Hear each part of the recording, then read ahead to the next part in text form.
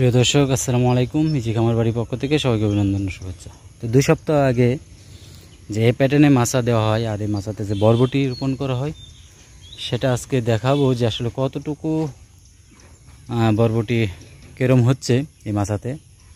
তো দেখেন, এই মাছাতে মাশাআল্লাহ 2 সপ্তাহ আগে এই বরবটি রোপণ করি প্যাটার্নে মাছা দিয়ে আপনাদেরকে ভিডিওর মাধ্যমে জানানো হয়।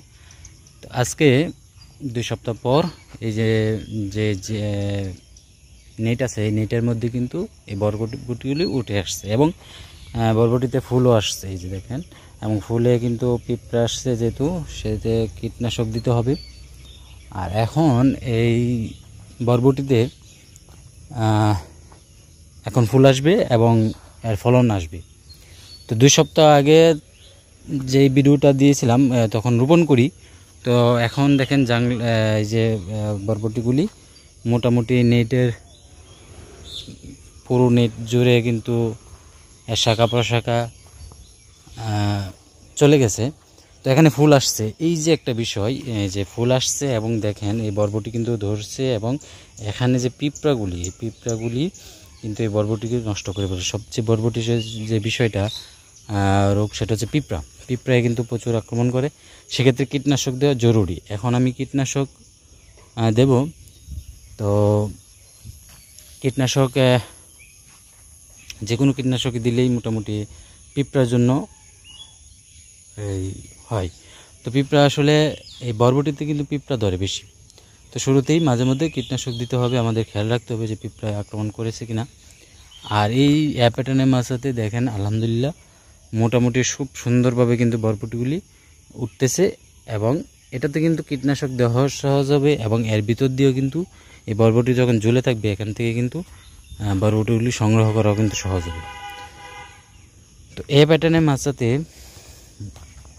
এভাবে যদি সবজি চাষ করি, বিভিন্ন ধরনের সবজি যেমন শসা, করলা বা অন্যান্য যে সবজিগুলি আছে, এভাবে যদি আমরা বেড আকারে করি তাহলে কিন্তু আমাদের যে কোমরের যে সমস্যা, অনেকে কিন্তু কৃষক ভাইয়েরা যারা আছেন তারা কিন্তু এই কাজগুলি করতে যেয়ে কোমরে কিন্তু শেষ বয়সে কিন্তু অনেক ব্যথা অনুভব করেন এবং কোমরের সমস্যা হয় এই কারণে যে সারাক্ষণ বসে বসে কাজগুলি, যে উপরে যে ফ্ল্যাট মাছা, এই মাছাতে কিন্তু বসে কাজ করতে হয় এবং কোমরে ডিস্কের প্রবলেম হয়। তো দেখা যাচ্ছে এই মাছা দিলে কিন্তু কৃষক ভাইরা দাঁড়িয়ে কাজ করা যায় এবং মাঝে মধ্যে বসেও কাজ করা, যেভাবে ইচ্ছে এভাবে কাজ করা যায়। সেক্ষেত্রে কিন্তু একটানা বসতে হয় না, মাঝে মধ্যে দাঁড়িয়েও কাজ করা যায়, বসেও কাজ করা যায়। সেক্ষেত্রে কিন্তু তাদের ভবিষ্যতের বা যে কোমরের যে সমস্যা, এই সমস্যা কিন্তু হবে না। তো এই প্যাটার্নের মাছা কিন্তু সুবিধা অনেক। হ্যাঁ, আমি আসলে এই প্রথম এই প্যাটার্নের মাছা দিয়ে কিন্তু এই সবজি রোপণ করি।